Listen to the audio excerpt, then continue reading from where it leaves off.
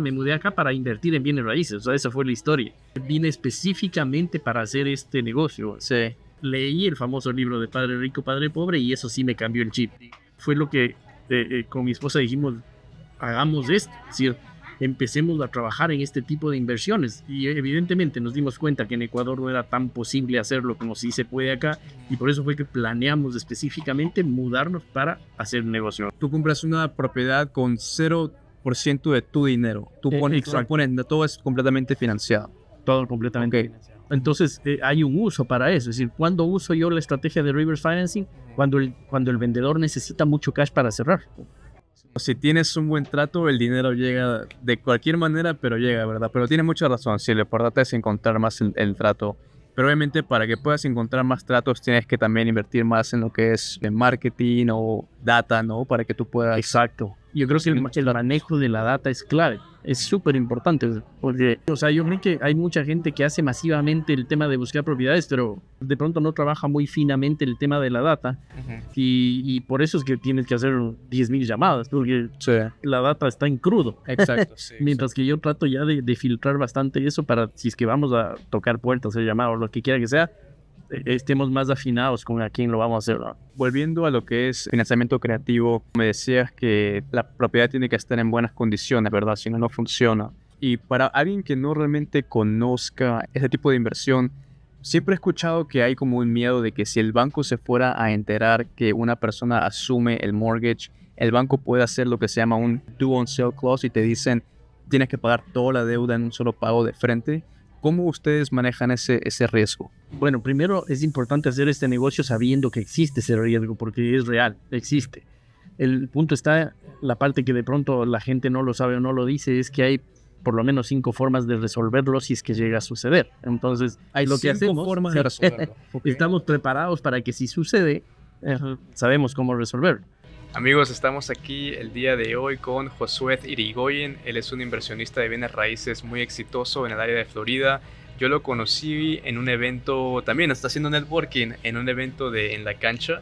Y tenemos el placer de estar con él hoy día. Vamos a conversar un par de cositas. Josué, ¿desde cuándo estás aquí en el estado de Florida? Bueno, primero, gracias por la invitación, por la entrevista. Encantados de tenerlos aquí porque estamos en Miami, en Florida. Y pues bueno, básicamente llevo como 10 años en Estados Unidos y siempre viví aquí en el mismo lugar, en Miami, Florida, desde que llegué. Y nada, me mudé acá, un poco la historia corta, me mudé acá para invertir en bienes raíces, o sea, esa fue la historia. Es decir, vine específicamente para hacer este negocio. Sí. Y pues... Tú eres originalmente de Ecuador, ¿verdad? Originalmente de Ecuador. Y estando en Ecuador... ¿Qué recuerdas que fue la primera pieza de contenido de bienes raíces que como que te cambió el chip? Mucha gente puede decir, por ejemplo, el libro Padre Rico, Padre Pobre, ¿no? Pero en tu memoria, ¿cuál fue lo primero que tú te acuerdas de bienes raíces en Estados Unidos? Bueno, cuando estaba la historia es que mi esposa y la familia de mi esposa han estado en bienes raíces toda su vida. Entonces... ellos trabajaban en bienes raíces en Ecuador mientras yo estaba en otro negocio turístico, hotelero, que no tenía nada que ver.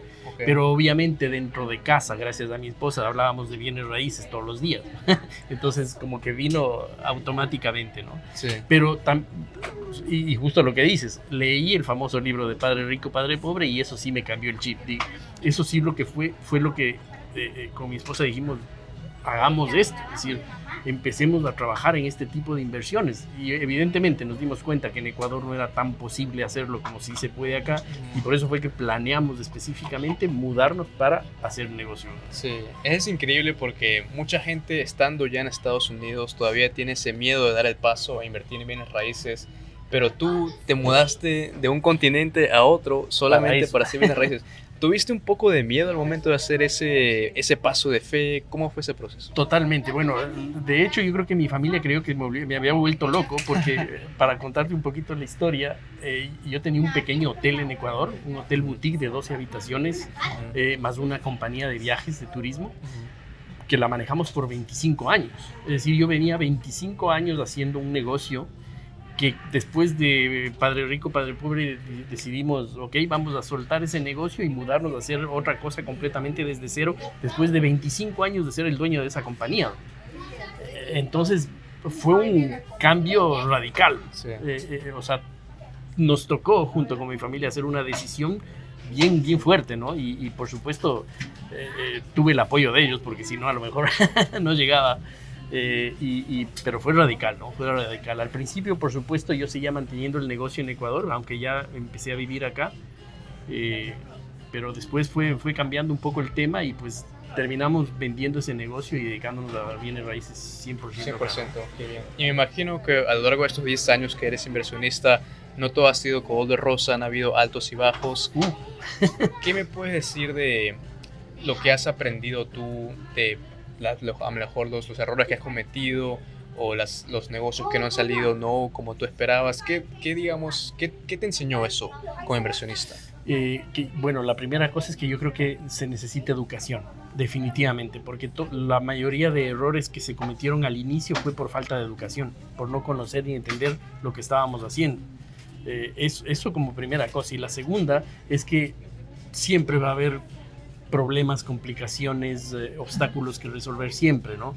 Entonces yo creo que ahí es donde viene el tema de mentalidad, que pues uno tiene que cambiar la mentalidad y saber que si estás dentro de ese negocio va a venir de todo y uno va a tener que ser lo suficientemente resiliente pues para recuperarse de todas las cosas que vienen, ¿no? Resiliencia, sí. Resiliencia, sí, pero hay un detalle bien importante que me gusta a mí de los bienes raíces y es que siempre hay una solución. Eso me he dado cuenta y eso es interesante del negocio como tal, de que aunque vaya mal, aunque hayas cometido errores, siempre hay una forma de solucionarlo. Entonces también el negocio tiene su parte interesante ahí, ¿no? Solamente tienes que tener, claro, como tú decías, la información correcta, la educación adecuada, porque como él decías, si tú haces, por ejemplo, compras una propiedad para hacer un flip, ¿verdad? Y estás en el proceso de hacer el flip y digamos tu costo de renovación se subió más de lo que tú pensabas, ¿no? Tú todavía puedes refinanciar esa propiedad y te la puedes quedar. No vas a ganarte lo que tú tenías pronosticado, pero al menos recuperas tu capital y lo sigues invirtiendo en otra propiedad. Y así hay muchas demás soluciones, ¿no? Pero como tú decías, es muy importante tener la educación. Josué, estaba también viendo tu perfil de Facebook y veía que siempre, casi todos los días pones digamos, como un post motivacional, ¿verdad? Como digamos, unas palabras de aliento, ¿verdad? Sí. Esa idea, ¿cómo vino? ¿Tú mismo eres el que lo pone en tu Facebook y lo postea? ¿Cómo vino esa idea de...? Sí, lo hago todos los domingos. De hecho, todos los días domingos y es como decirles que tengan una excelente semana a todos mis seguidores y poner una frase por ahí, ¿no? Sí, sí. Nació, no sé por qué, no sé cuándo, pero la verdad es que yo todo el tiempo estoy en temas de mentalidad, ¿no? Es decir, yo creo que uno necesita para volverse inversionista cambiar su mente. Y siempre me gustó estudiar ese tipo de temas de desarrollo personal, de mentalidad y tal, y me he metido muy fuerte en ese tema. O sea, todos los días tengo un webinar o veo, ¿no? Es decir, en este caso estoy aprendiendo o leyendo cosas así y de ahí es que salen las ideas de esas, ¿no? Sí. Es decir, a veces son fragmentos que tomo de un mentor, de otro mentor, cosas así y lo publico, ¿no? ¿Tienes algún un video o un podcast o un libro que tú sigues muy seguido, o un libro, digamos, que te haya marcado bastante en el tema de mentalidad? Varios, pero por ponerte uno que te digo, yo lo leo y lo releo muchísimo, por ejemplo, es uno de Bob Proctor, que es uno de, digo yo, es mi mentor, sí. Aunque ya ni está, ya murió, pero sigo diciendo que es mi mentor. Por ejemplo, El Paradigma, se llama el libro de él. El Paradigma.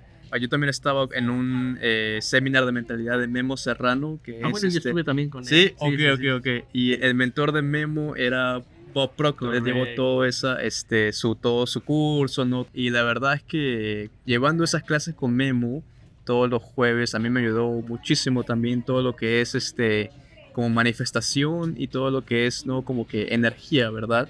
A mí me ayudó muchísimo.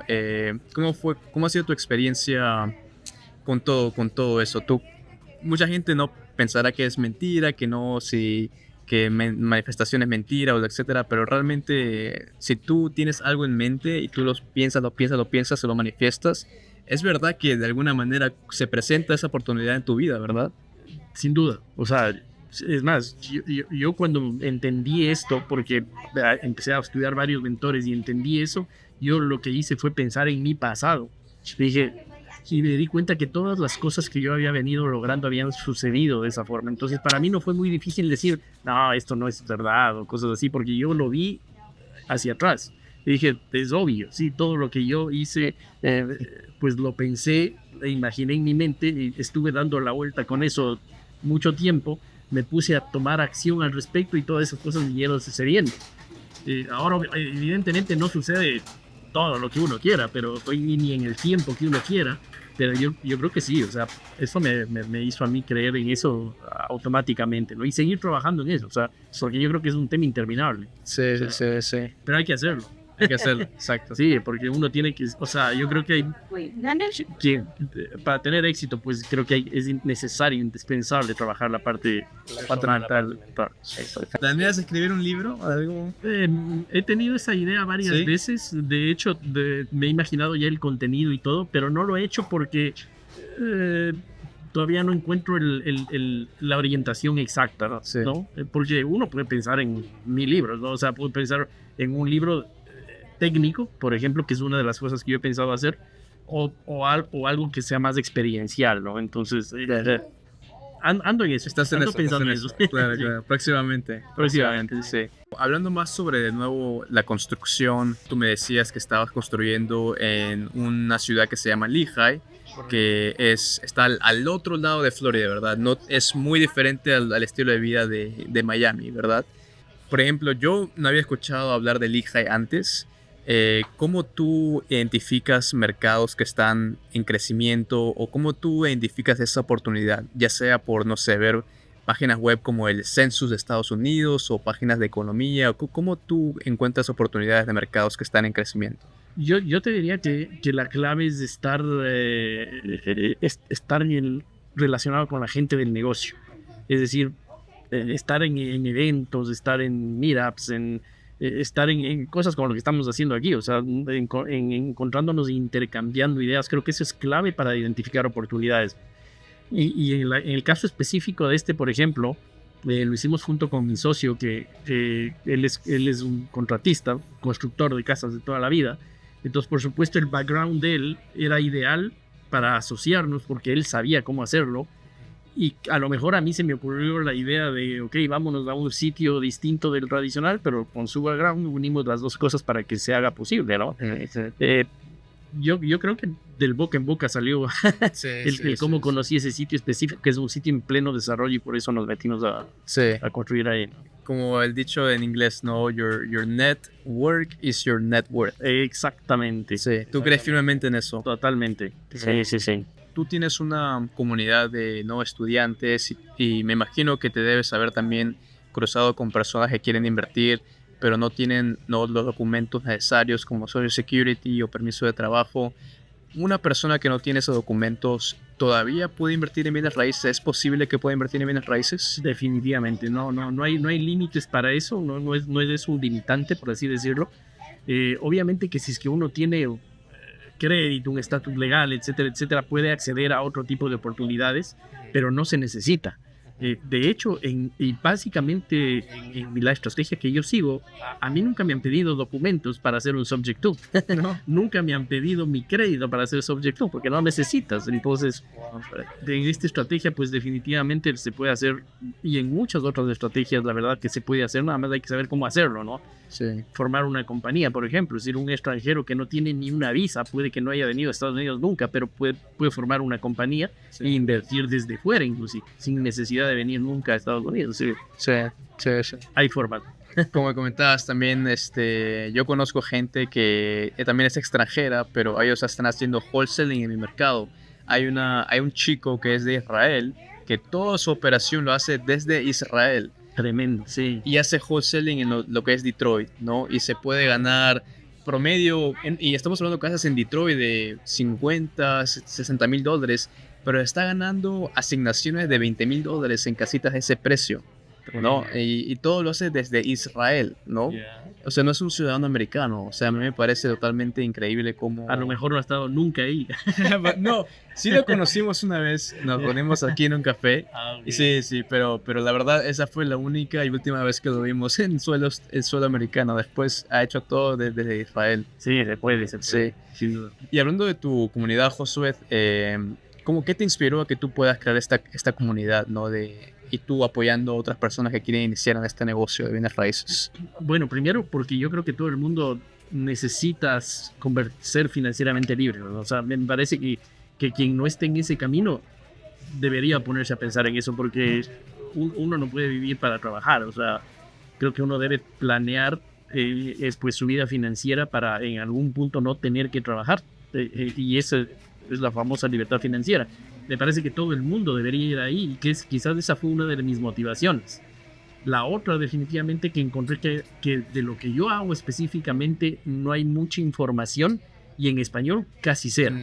Entonces, yo vi ahí una oportunidad definitivamente de que la comunidad hispana, porque hay una gran comunidad hispana ya inversionista hoy en día en Estados Unidos, pero no conociendo ni haciendo lo que yo hago. Entonces, eso fue un poco lo que me motivó. Es decir, ok, en inglés hay mucha información, hay muchos inversionistas haciéndolo, no demasiados, pero sí hay bastantes, pero en español no. Entonces dije, no, vamos a compartir esta información con inversionistas hispanos. Eso es verdad, sí. En español realmente no conozco a nadie más que esté predicando lo que es inversiones con financiamiento creativo. Eso es lo que te diferencia a ti, ¿no? De otras personas que tienen también sus comunidades en español. Sí, definitivamente, por eso lo hicimos. Porque quizás de otras de las estrategias hay más, ¿no? Entonces, a lo mejor no me habría metido a armar una comunidad o hacer pues el tema de coaching, cosas de esas, si hubiera sido algo adicional a lo que ya existe. Pero esto sí realmente es un poco distinto, ¿no? ¿Qué es lo que te ha enseñado a ti personalmente de que tienes tu comunidad? ¿Qué he aprendido de eso? Sí.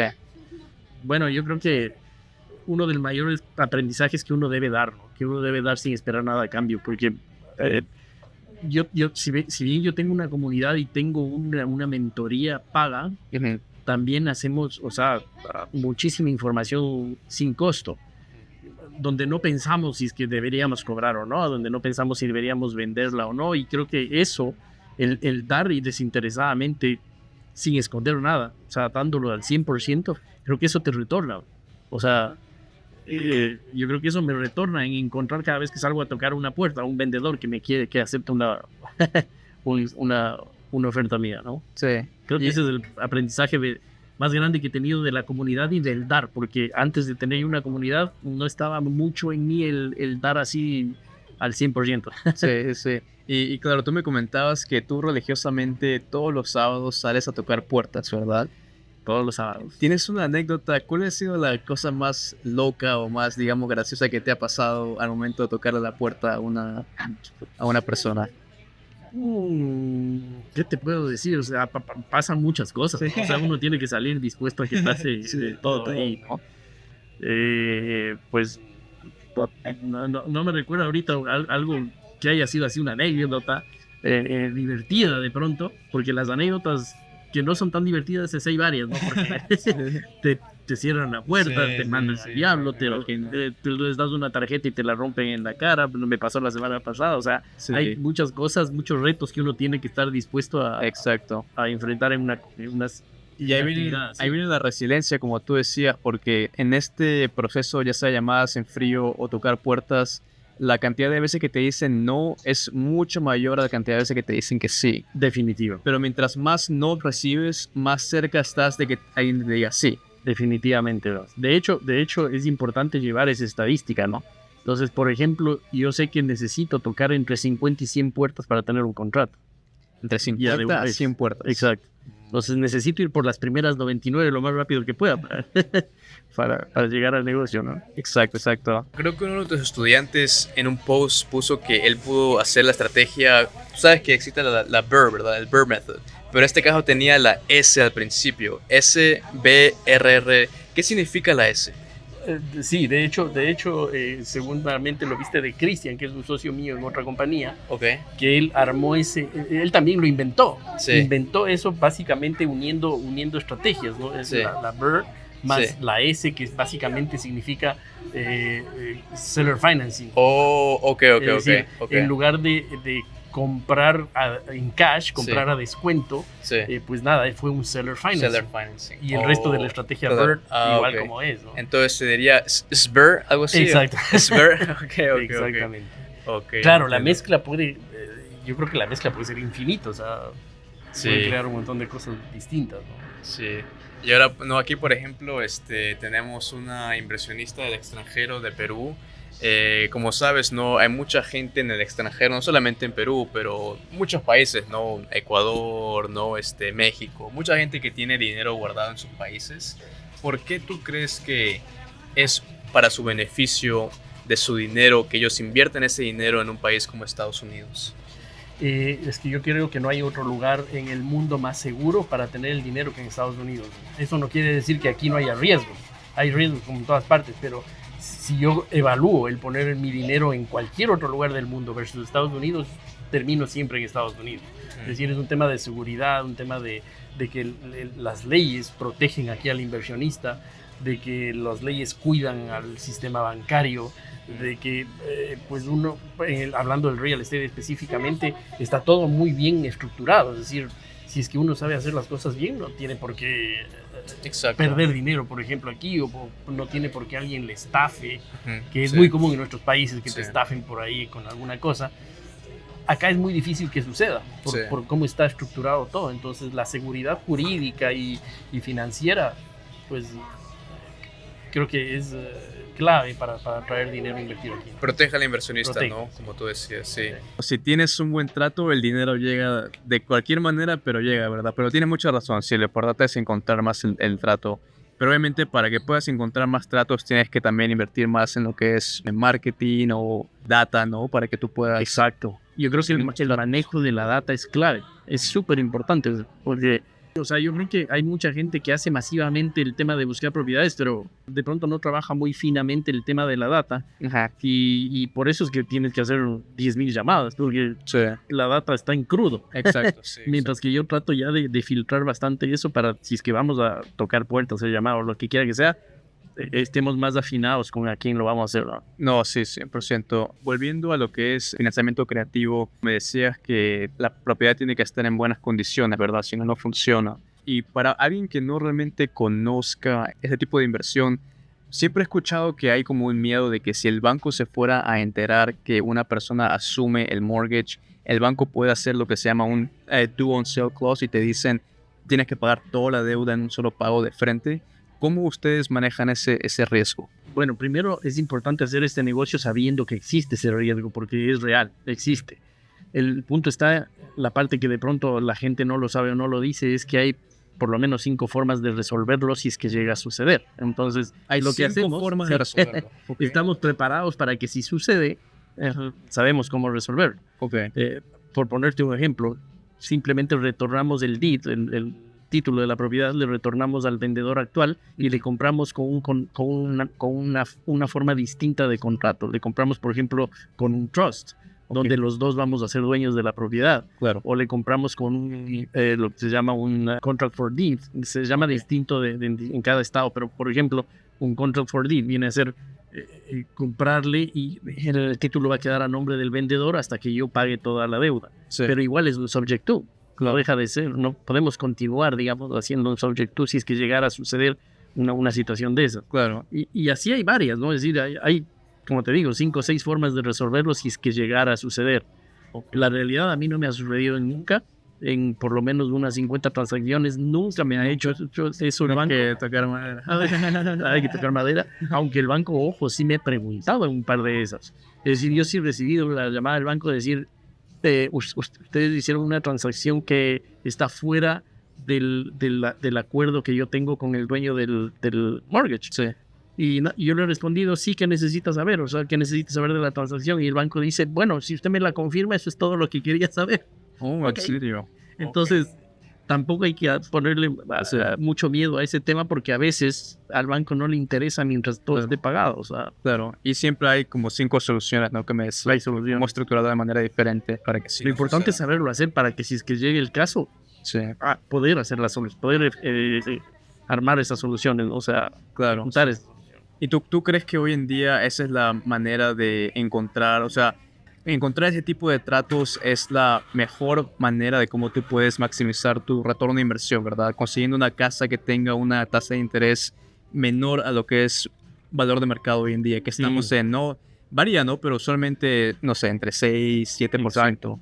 para mí definitivamente es la forma, justamente por lo que acabas de mencionar, tasa de interés, ¿no? Es decir, es distinto comprar con una tasa de interés del 6-7% hoy a poder yo comprar una propiedad sin traer un nuevo préstamo. Ojo, esa es la primera parte, sin tener que yo hacer un nuevo préstamo. Y segundo, encontrarla al 3%. O sea, es sencillamente imposible hacer de la forma tradicional y encontrar y hacer eso. Sí, porque hoy en día, cuando tú haces números de una casa unifamiliar y la fueras a comprar, por ejemplo, con un DSCR, que la tasa puede variar, no puede estar en, digamos, 8% por lo general, es lo que yo veo, ¿no? Cuando tú haces los números y calculas, ¿no? Impuestos de propiedad, seguro, ¿no? Management fees, le pones, ¿no? El 15% de lo que sería CAPEX, ¿no? Maintenance, repairs, todo.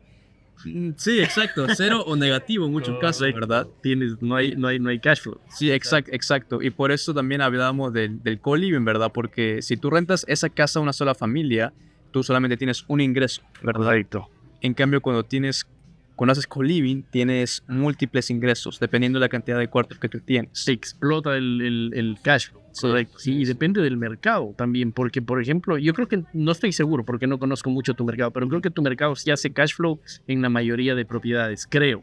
Hoy en día, lo único que hace cash flow en mi mercado, que es Michigan, es solamente lo que son multifamiliares pequeñas, ¿no? Duplex, 3 unidades, 4 unidades, más, cuantas unidades mejor, pero es la única manera que una propiedad te va a generar cash flow. Ok, es lo mismo que aquí. Sí. Acá las multifamilies pequeños generan cash flow.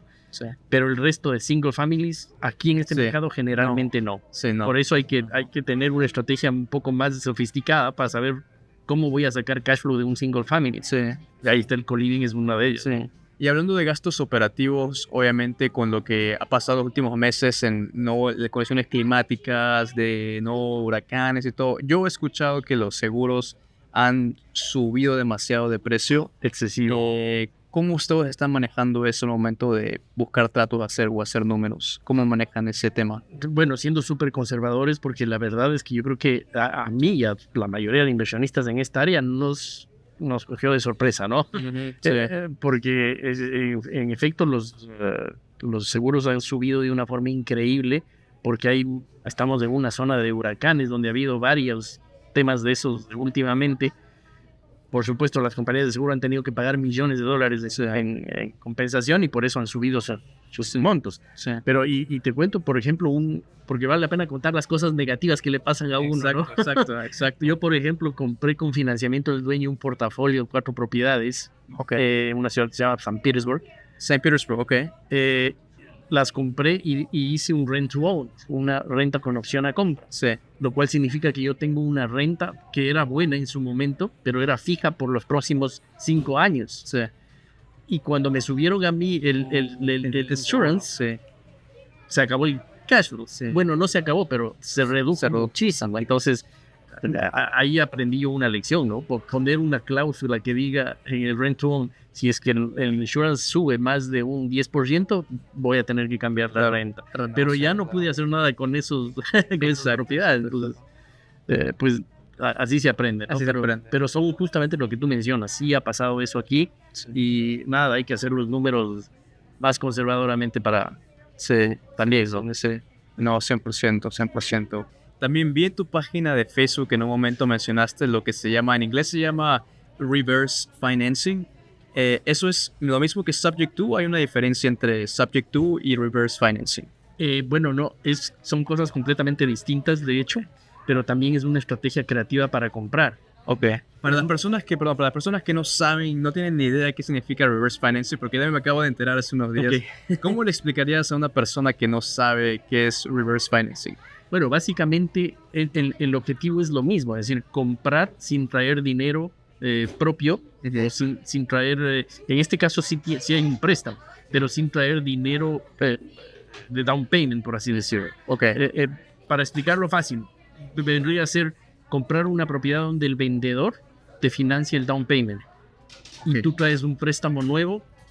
El vendedor te financia el 30%, tú traes un préstamo nuevo por el 70%, por darte un ejemplo. Okay. Entonces financias al 100% la propiedad, 100%. Una parte con seller financing, otra parte con un nuevo préstamo, con un DSCR, por ejemplo. Okay. Queda todo financiado, tú no traes dinero para el cierre. Tú compras una propiedad con cero 100% de tu dinero. Tú pones, todo es completamente financiado. Todo completamente financiado. Claro, porque al final al vendedor no le importa cómo se hace, a ellos solamente le importa que ellos obtengan el dinero que tú le ofreciste, ¿verdad? No importa de dónde venga el dinero. Exactamente. Entonces hay un uso para eso. Es decir, ¿cuándo uso yo la estrategia de reverse financing? Cuando el vendedor necesita mucho cash para cerrar. Es decir, no me está aceptando la oferta de un seller financing, por ejemplo, Sí. o no me acepta una oferta mezclada de subject to más seller financing, Sí. porque necesita mucho cash. Ok, entonces doy la vuelta a la estrategia y lo compro con reverse financing. Ok, eso es cuando un dueño de propiedad, un seller, ¿no? Quiere más cash del que tú le estás básicamente ofertando. Exactamente. Y a veces, ojo, que no es solo porque quiere, sino porque necesita. Okay. Porque, por ejemplo, si es que alguien está retrasado en pagos, necesita mucho dinero para poner al día ese mortgage. Sí. En otras palabras, necesita bastante dinero a veces, no solo porque quiere para él, sino porque necesita liquidar un préstamo o segundas hipotecas, terceras hipotecas, cosas así. Sí. Y pues se vuelve imposible armar una estructura buena de subject to y seller finance. Sí. Y hay que darle la vuelta con otra estrategia. Ahora, estos vendedores que venden en esta estrategia que no es tradicional, ¿cuál tú ves que es el denominador común que hace que estas personas te quieran vender en este tipo de financiación que es financiamiento creativo? Súper buena pregunta. Es la clave del negocio porque necesitas un vendedor motivado. Esa es la clave. Es decir, este tipo de ofertas nadie las va a aceptar a menos que tenga una gran motivación por vender. Por eso es que yo voy mucho atrás de los vendedores en pre-foreclosure, porque sé que ellos tienen tiempo límite, que están presionados, que necesitan venderla, no solo quieren, sino necesitan vender. Entonces ahí está la clave.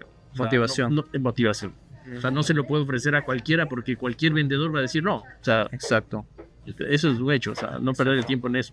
Tú básicamente eres la solución a sus problemas. Correcto, definitivamente. Sí, porque al final del día yo creo que como inversionistas nuestro trabajo primordial realmente es resolver el problema que una persona tiene, ¿verdad? Ya sea por, no sé, no ha pagado el mortgage o no ha pagado los impuestos de propiedad. Porque, por ejemplo, en mi estado, si un dueño de propiedad no paga impuestos de propiedad por 3 años, el mismo condado pone su casa en foreclosure. Correcto. Sí, no sé, creo que también funciona acá. Sí. También. Creo que los tiempos varían en cada estado, pero sí. Básicamente. Sí. Entonces, al final nosotros, claro, mucha gente piensa que los inversionistas se pueden aprovechar de la situación de gente, ¿no? Gente que está necesitada, pero realmente, al final del día, solucionamos los problemas de la gente y nosotros también ganamos, ¿no?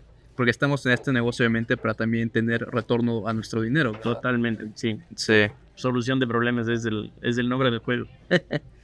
Si tú quieres comprar una casa, digamos en este caso quieres asumir el mortgage de la casa, ¿ok? Pero hay una pareja que está en ese mortgage y están divorciados, ¿verdad? O en proceso de... Sí. ¿Alguna vez has tenido alguna situación similar? Sí, varias veces, y la verdad es que es difícil hacerlo con una situación de divorcio, principalmente porque las dos partes no se ponen de acuerdo. Es muy común en un divorcio que no se van a poner de acuerdo, ¿no? Sí. Entonces eso complica porque si es que hay un acuerdo, se puede hacer, por ejemplo, un subject to, es decir, si es que los dos están en el préstamo, los dos están en el título, necesita haber un acuerdo con las dos personas. Y a veces en un divorcio no es fácil que los dos estén de acuerdo en hacerlo de esa forma o en vender de esa forma. Entonces a mí se me han caído realmente varios negocios por personas en divorcio, o sea, no por esa situación, ¿no? Ahora, si es que es un divorcio, también he tenido lo otro. Un divorcio de mutuo acuerdo, en buenos términos y tal, perfecto. Los dos están de acuerdo, se hace un subject to y porque ellos van a quedarse siempre en el préstamo. Entonces tienen que estar de acuerdo en quedarse en el préstamo los dos, si es que así es, y pues vender la propiedad. Entonces sí se puede, pero depende de la situación. Hay otra situación también que es cuando hay un divorcio, digamos que con una pelea fuerte entre las partes, donde hay abogados, donde hay corte y tal. A veces no se puede hacer porque a veces la misma corte decide qué hacer con las propiedades. O sea, o más bien dicho, pone una orden de véndase la propiedad, repartas el dinero y claro, en ese caso pues ya no hay negocio para nosotros. Ok, entiendo. Josué, a las personas que quieren comunicarse contigo o entrar a la mentoría que tú tienes, ¿cómo se pueden comunicar contigo? Bueno, tengo una página web donde está toda esa información que se llama financiamientocreativoenespanol.com, sin la ñ porque está en inglés, financiamientocreativoenespanol.com. Perfecto. Muchas gracias. Excelente. Gracias, Renzo.